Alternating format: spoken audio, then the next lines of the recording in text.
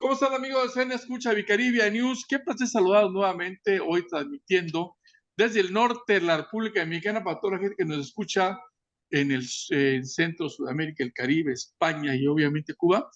No se puede hablar de Uruguay sin hablar de un hombre que se llama Benjamín Liberov, que la verdad es que escribe para ver los medios de comunicación de forma especializada. Fue subsecretario de Turismo y ministro de Turismo también de Uruguay y Deportes. Y caray, especialista en mercadotecnia de destinos. Y bueno, si habláramos de su currículum, de su vida, necesitaríamos varias hojas, porque es una eminencia definitivamente en materia turística. Y me voy a conectar hasta La Habana, donde se encuentran esto. Creo que ahí se encuentra La Habana, porque José Carlos Santiago no sabe dónde amanece. Hace unos días estaba en Madrid y ahora creo que está en La Habana. Para que me haga el favor, quien es presidente de Grupo Excelencias, que me haga el favor de darle la bienvenida y presentar a nuestro invitado de hoy, que es el señor Benjamín Liberov. José Carlos Santiago, adelante, en La Habana. Creo que estás en La Habana, ¿no? Pues sí, aquí estoy, Armando. Es un placer estar con vosotros de nuevo y sí que creo que tenemos una personalidad realmente digna de estudio, puesto que es un hombre que ha pasado por todos los cargos técnicos que alguien puede pasar en el mundo del turismo, que a su vez es un docente y en la universidad tiene una plaza realmente ansiada por muchos, un hombre de gran exigencia, pragmatismo y al mismo tiempo que es capaz de haber toreado en las mejores plazas, pero en las plazas de su país, donde los partidos políticos son muy amigables, pero ha estado tanto con unos como con los otros. Por lo tanto, hay que decirle bienvenido Benjamín Liberov, uno de los hombres que más sabe de turismo en el Cono Sur, sin hablar de toda Iberoamérica. Así que buenas tardes, Benjamín. Bueno, buenas tardes a ustedes. Y en realidad, con tanto elogio, cuesta comenzar. Les agradezco mucho, ni ahí. Simplemente, allá por los años 80 comencé con el tema del turismo juvenil estudiantil. Después, en mi país tuve agencia de viaje. Fui representante cuando arrancó el Palacio de las Convenciones de La Habana, acá en el Uruguay. Y luego, efectivamente, tuve la oportunidad de dirigir el turismo en la ciudad de Montevideo, cuando por primera vez en 1990 gana el Frente Amplio. Luego volví a trabajar en la agencia de viajes, trabajé con Arnaldo Nardone también, a nivel de los organizadores profesionales de Congreso, cuando se fundó la organización, que hoy ya tiene muchos años y mucha experiencia.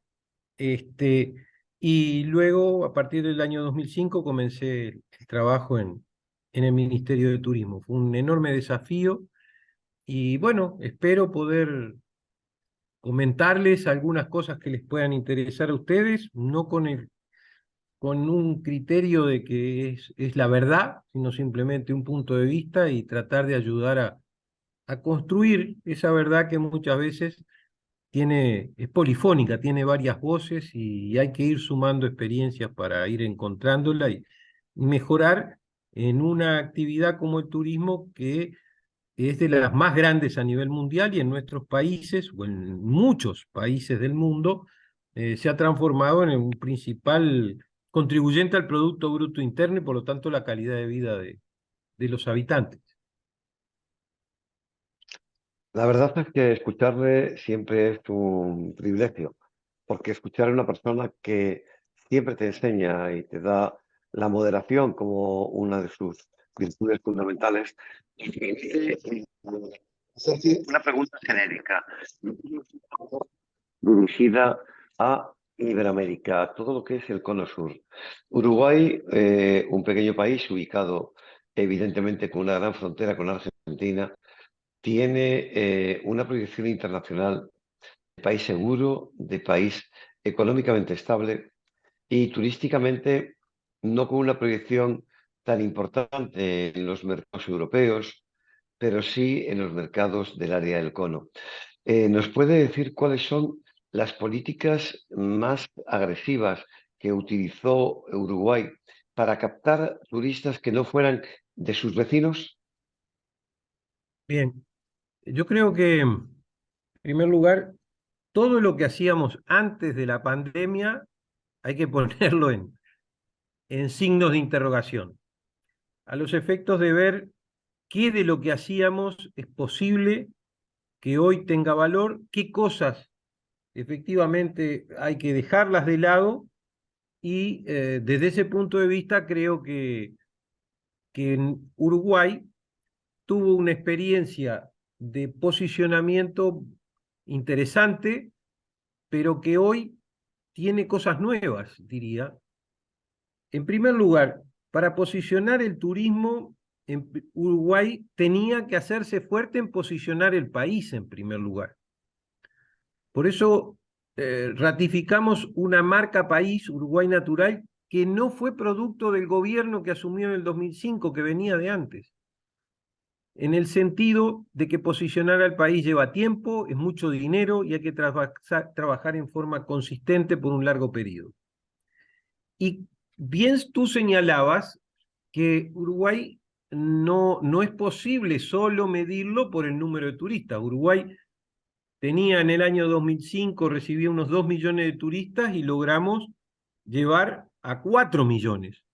Claro, si lo comparamos con los millones de los países de referencia de 70, 80 millones, no es mucho. Ahora, Uruguay tiene una población de 3.300.000 habitantes y está efectivamente entre medio de dos colosos, como es Brasil y es Argentina. Entre Argentina y Brasil tenemos el entre 80 y 85% de nuestros mercados. Entonces, toda nuestra estrategia se fundó en posicionar el Uruguay con un sentido de multidestino, porque los mercados que eventualmente podrían venir al Uruguay en el mundo no son de tamaños que justifiquen las inversiones. Y desde ese ángulo, Uruguay llevamos a las ferias internacionales, a nuestro trabajo con las embajadas uruguayas en el exterior, en cada una de las salidas de nuestros profesionales, en aprovechar los equipos deportivos, en ver todos los aspectos de la cultura y el patrimonio que ayudaban a posicionar a Uruguay y decir, caramba, si alguien cruza el océano o baja desde el hemisferio norte a Sudamérica, no puede dejar de venir a Uruguay. Y a su vez eso lo acompañábamos con tratar de que los operadores entendieran fácilmente la forma en que se podían vender las propuestas de la oferta uruguaya. Esto tuvo también un impacto, o hubo que tenerlo muy presente, cuando las líneas aéreas comenzaron a variar su criterio de multa en caso de cambio de fechas. Entonces, si Uruguay no se posicionaba en esos destinos antes de que se originara el viaje, entonces nos perdíamos la oportunidad o solo quedaba para Uruguay la opción de venir por un día como una visita desde Buenos Aires.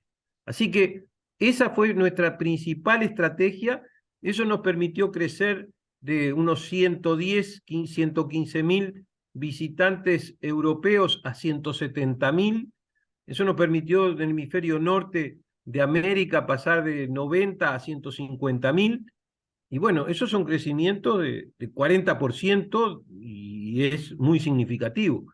Y en el caso de Argentina y de Brasil, por ejemplo, Argentina prácticamente duplicamos y en el caso de Brasil pasamos de 170.000 a 500.000. Es multiplicar por 3. Entonces, ustedes conocen y saben lo que significa crecer en diferentes mercados. Y bueno, esos son los números de los cuales yo puedo hacer referencia de la experiencia que hicimos como Uruguay, que si tú recuerdas bien, en el año 2010 fue el primer país que la OMT estudió como destino y caso de éxito y que posteriormente los miembros afiliados de la OMT tomaron a Punta del Este como caso de estudio de desestacionalización, y ello llevó también a que después Punta del Este lograra ser el primer destino certificado en gestión por parte de la OMT. Así que desde ese punto de vista, esas fueron nuestras líneas maestras de trabajo de posicionamiento internacional. Todo lo que después vino con el aprovechamiento del trabajo de inteligencia artificial, la segmentación de mercados, las segmentaciones territoriales, lo que tuvo que ver con las compras programáticas en niveles de medios de prensa, todo eso fueron experiencias que fuimos acumulando en el tiempo. Benjamín, bueno, para todos nuestros seguidores ahí hemos hablado de lo que Benjamín Liberov es y ha sido. Yo creo que hemos hablado de Brasil, de Uruguay, hemos hablado de Brasil y de Argentina como los vecinos que realmente le dan el todo a Uruguay. Los crecimientos son siempre exponenciales y cuando el nivel de turistas que recibe un país está basado en una cifra pequeña, todos son crecimientos exponenciales. Yo siempre cuando me ponen un ejemplo así, hablo de Aruba, un país que tiene 60.000 habitantes y supera, bueno, ahora después de pandemia no tengo las cifras exactas, pero superaba el 1,5 millones de turistas.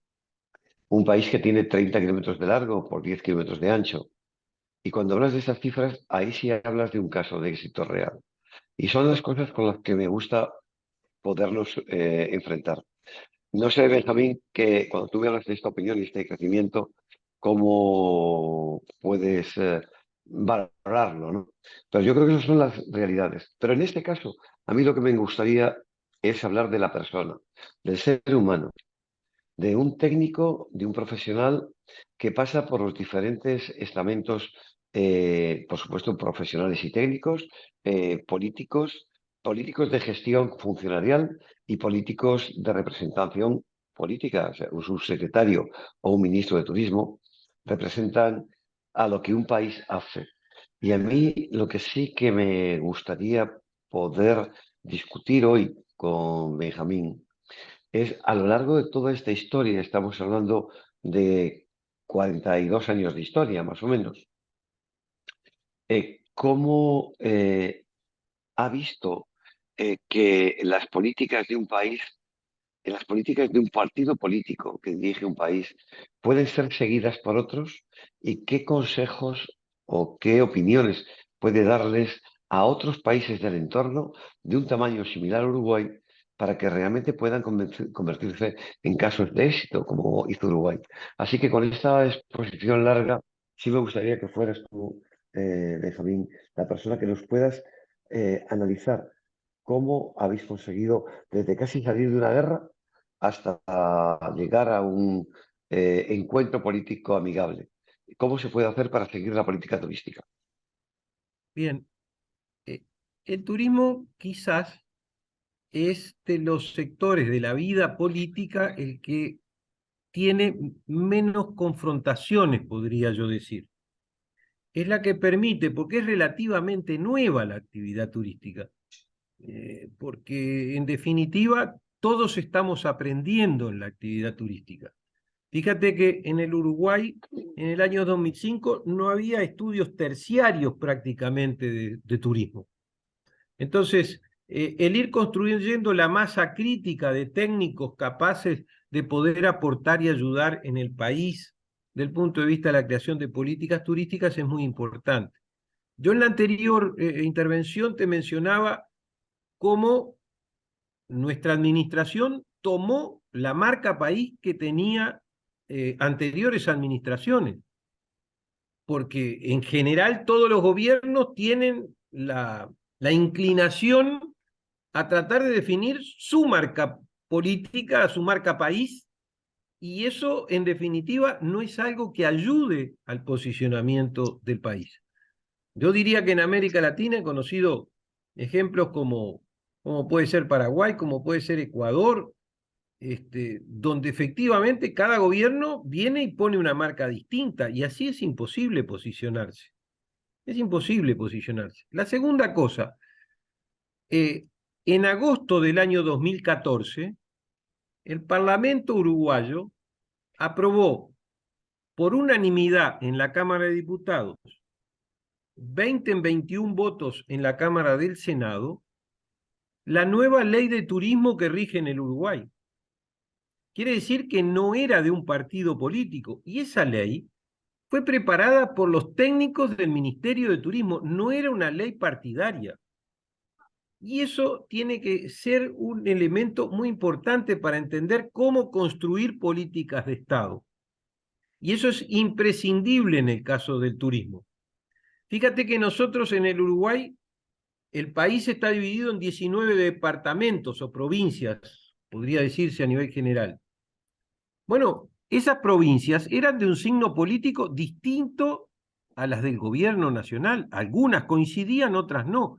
Y a lo largo de 15 años fueron cambiando las jefaturas de esos municipios o esas provincias de signo político. Sin embargo, cuando se trabajó para generar un plan estratégico 2020 en el año 2008, eso se construyó con una plataforma, buscando lo que en términos de la OMT muchas veces se denominan las gobernanzas, llegando a los sectores privados, llegando a la sociedad civil, llegando a los partidos políticos. Y luego ese 2020 tuvo en los años 2014, 2015, tuvo una renovación al año 2030. Incluso en coordinación con la Oficina de Planificación y Presupuesto dependiente de la Presidencia, se hizo un plan prospectivo 2050. Por lo tanto, no es un tema de un partido político. Yo no sé quién iba a gobernar en el 2030 o quién va a estar en el 2050. Se trata de generar esas grandes rutas en las cuales el sector turismo requiere, necesita imprescindiblemente trabajar en conjunto. Por eso es que el cambio de administración política que tuvo el Uruguay en el marzo del 2020, en el caso del turismo fue desarmar cosas que llevaron mucho tiempo construir. Y tú sabes, ustedes lo tienen que visualizar claramente, construir es lento, destruir es muy rápido. Y entonces desacumular son millones de dólares que paga la ciudadanía. Y eso hay que tratar de evitarlo por todos los medios. Y eso es lo que tratamos de ir generando y construyendo. Por ejemplo, en el turismo náutico fluvial, que para el Uruguay no existía en el 2005, también se trabajó con una mirada de largo plazo, porque nadie va a hacer intervenciones en los ríos, en el desarrollo del deporte, el uso recreativo del agua, la pesca, etcétera, por 1 o 2 años. Son actividades que llevan una década o más. Por eso, cuando se presentó el programa en el 2008, era el 2022. Y luego trajimos justamente a quien era el gerente del Club de Bases Náuticas en España y trabajó en concreto sobre otro proyecto, sobre ese proyecto para profundizarlo ya con diseños concretos en los lugares. Y eso es por acumulación. Es por acumulación. Así que desde ese punto de vista, mi impresión es que el Uruguay pudo avanzar porque tuvo esos horizontes a los efectos de definir políticas. Y es lo que le pedimos aún hoy. Fíjate, cuando hicimos la transición para marzo, el propio presidente de la República, doctor Tabaré Vázquez, nos dijo: preparen absolutamente todo y con detalle. Nosotros invitamos a las autoridades entrantes, y tú recordarás, a Fitur 2020, porque entendíamos que había que presentarlo ante los medios de prensa, ante otros países, otras autoridades, ante la OMT, porque el hecho de que nosotros no hubiéramos ganado la elección no quiere decir que el Uruguay salía del mapa, no, teníamos que seguir trabajando. Más de 110.000 personas en el Uruguay dependen de la actividad turística. Es muy importante para el Uruguay que el turismo siga adelante. Cada uno le puede poner sus matices, su impronta personal, pero los grandes lineamientos de trabajo, esos tienen que ser acordados por la propia sociedad y lleva mucho tiempo. Y no siempre los partidos políticos tienen un talante para posibilitar ese trabajo en conjunto. Benjamín, yo creo que estamos hablando de algo tremendamente importante, que es la continuidad y sobre todo también algo que sobrepasa las fronteras, y es la frontera de la honestidad. Personas que han seguido estos caminos, muchas veces cuando llegan los partidos políticos, el cambio fundamental ya no es porque sea mejor o peor lo que había hecho el anterior, es porque si yo no creo, yo no puedo llevarme a mi bolsillo ese presupuesto, esa parte del presupuesto que estaba ahí. Hay proyectos avanzados que incluso se paralizan, porque si fundo los recursos en la empresa que estaba haciendo esto, entonces ya no tengo yo cómo llevarme comisiones. Quizá vuestro país es uno de los países que ha dado en toda la región y en toda la comunidad iberoamericana un ejemplo de honestidad. ¿Puede ser eso una de las razones básicas por las que el trabajo en el equipo ha podido hacer crecer y desarrollarse el país? ¿Que la corrupción en vuestro país no está a los niveles de ningún otro país del entorno? Bueno, eso sin duda que es un elemento muy importante. Justamente, incluso en estos días, tenemos un triste episodio de alguien que trabajaba cercano al presidente de la República que se transforma en un hecho político muy triste para todos los uruguayos y justamente cambia el signo de una tradición que, más allá de que puedan existir siempre algunos casos de desviación, la tónica no era esa. Por eso es que efectivamente cuando nosotros con la ministra Lilian Quechichán también nos retiramos del cargo, el mayor, el mayor, digamos, orgullo que nos llevamos fue irnos con el aplauso de todos los trabajadores del ministerio. Y eso quedó grabado y queda grabado en nuestros corazones, porque en definitiva uno puede tener errores, como cualquier ser humano los puede tener, pero lo que tiene que estar claro es la transparencia con que se actuó. Y en definitiva, eso, incluso ante la justicia, es lo que siempre ha quedado claro y es vital, porque si no se dan esas condiciones, todo lo demás es un castillo sobre pies de barro. Realmente yo creo que Uruguay es un país ejemplo. Yo sé que sus vecinos argentinos siempre presumen primero de su tamaño, después de sus puentes y por último también presumen mucho de el tango, el buen asado y el fútbol. Y ustedes, como, digamos, que país observador al otro lado, a la otra orilla del río, que los puentes también les pertenecen en parte, ¿no? Pero algunas veces se los cierran. Eh, Bueno, ¿Qué puede decirme usted? Gardel es uruguayo y se hizo famoso en Argentina, ¿no? Y, y el Sí, primer sí, así. campeonato mundial que se jugó hace casi un siglo lo ganó Uruguay en la final con Argentina. Y Uruguay Ah, vende más carne a veces que Argentina. Así que desde ese punto de vista no hay problema. No hay problema, no hay problema. No hay ningún problema. Claro, bueno, yo creo admitimos, que admitimos que Maradona y Messi son argentinos, eso es cierto, pero nadie los quiere más que los uruguayos. bueno, solamente una anécdota que creo que también nos puede ayudar a terminar con este programa tan maravilloso que yo creo que nos tiene que dar para poder tener a un colaborador, a una persona que hoy nos ha hablado un poco de la tradición uruguaya en el mundo turístico, que nos ha hablado también de lo que puede ser la formalización y el trabajo de los equipos técnicos muy por encima de los equipos políticos. Y por último, hay una anécdota que no es muy conocida en el mundo, pero que Uruguay, incluso hay uruguayos que tampoco lo manejan. ¿Nos podrías comentar la anécdota de cómo el Uruguay fue el dueño, o tenía, mejor dicho, la autorización de la marca Champagne para poder hacer vinos espumosos con la marca francesa a lo largo de casi 100 años? ¿Nos podrías hacer esa Bueno, anécdota? hasta donde conozco, eso tiene que ver con una deuda que tenía el Estado francés con el gobierno uruguayo. Y a través de eso De la se Segunda Guerra Mundial. canalizaba parte. Eso era la Segunda Guerra Mundial, ¿no? Exactamente.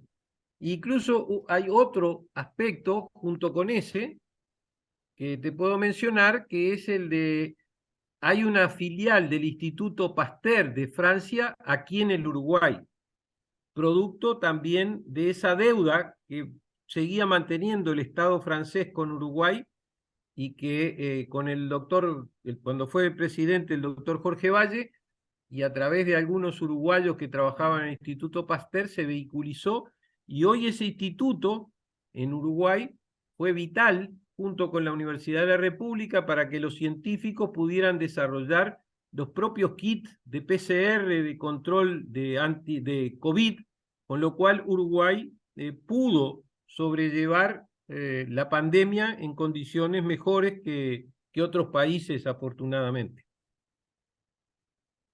Yo solo por despedirnos y quizá por ese cariño tan intenso que tengo por vuestro país, yo diría que el orgullo uruguayo muchas veces nos lleva a pensar que cuando tengo la posibilidad de tener una marca tan importante, España, y ni siquiera casi la usa, no la usó, porque ya creo que venció el Venció. periodo venció ya el periodo de utilización, pero nunca hizo gala de cómo utilizar esa marca para en el mercado potenciar directamente sus vinos. Y hoy es una de las asignaturas pendientes que tiene el Uruguay, potenciar sus Bueno, vinos y su gastronomía. bueno, en particular el problema era que los vinos uruguayos fueron históricamente muy malos hasta hace 25 o 30 años y no había un desarrollo productivo importante. Eso se cambió con una reconversión vitivinícola que se procesó hace ya 30, 35 años y objetivamente en estos momentos la marca Tanat, que es la cepa que don Pascual Arriague trajo de la zona vasco-francesa, hoy es el buque insignia, los desarrollos de muy importante calidad, pero ya esa posibilidad ya no existe para poder aprovechar, pero el posicionamiento tratamos de lograrlo de todas maneras con algunas cepas en particular, incluso compitiéndole a tu país con los albariños, que desde hace 3, 4 años están saliendo de muy buena calidad aquí en el Uruguay. Así que les agradezco enormemente que hayan tenido la deferencia de invitarme a tener esta charla con ustedes, y la próxima me gustaría, si a ustedes les parece pertinente, poder conversar acerca de los temas de la pospandemia y los impactos que ha tenido la pandemia en los indicadores de sustentabilidad de la actividad turística. Bueno, pues cuente con ello y Armando, que nos va a despedir ahora, ya le cita para que en la próxima entrevista podamos tener esa conferencia magistral que nos va a poder dar sobre la pospandemia y sus datos. Un Sí, abrazo muy claro, fuerte. sí, claro, José Carlos, por supuesto. Realmente ha sido unos momentos de platicar y escuchar a un hombre de su tiempo, un hombre cuya sabiduría turística y conocimiento tan profundo siempre es importante, y nos gustaría también en un próximo capítulo poder platicar de cómo recupera Uruguay después de la pandemia sus indicadores, porque realmente hasta donde yo tengo entendido, Uruguay es uno de los países con mejor nivel de vida en todo, y no solo en Sudamérica, sino en toda Iberoamérica, incluyendo Estados Unidos. Es un país reconocido por su seguridad, por su Producto Interno Bruto. Y bueno, caray, hasta donde yo sé, todo el mundo quisiera vivir en Uruguay, hasta donde tengo Bueno, conocimiento. Así que son siempre es un agasajo bienvenidos, tenerlo con nosotros, ¿eh? son bienvenidos. Y el Producto Bruto Interno per cápita hoy es el más alto de América Latina, A efectivamente. ver. Pero tengamos en cuenta que en el país de los promedios, los bajos se ahogan. Así que los promedios no siempre ayudan a ver cómo es la realidad. Un abrazo grande. Así es, gracias. Gracias, don Benjamín Liberov. gracias. Allá ¿está usted en Montevideo? Exacto, en Montevideo, Uruguay. Ya lo vieron ustedes, amigos. Benjamín Liberov fue un hombre de su tiempo, un hombre bastante interesante, con profundo conocimiento, quien fue ministro de Turismo en este bello. Y en la siguiente plática que tendremos con él, le vamos a preguntar qué haría él en este momento si fuera ministro de Turismo nuevamente, porque siempre hay algo que anotar y siempre hay algo que apuntar. Gracias ahí en La Habana, José Carlos Santiago, gracias por estar con nosotros. Gracias a vosotros. Y gracias, don Benjamín León, desde Montevideo, Uruguay. Un abrazo para ustedes. Soy Armando de la Casa, transmitiendo desde el norte de México para toda la gente que nos escucha aquí en Caribbean News CDN Escucha. Un abrazo para todos ustedes.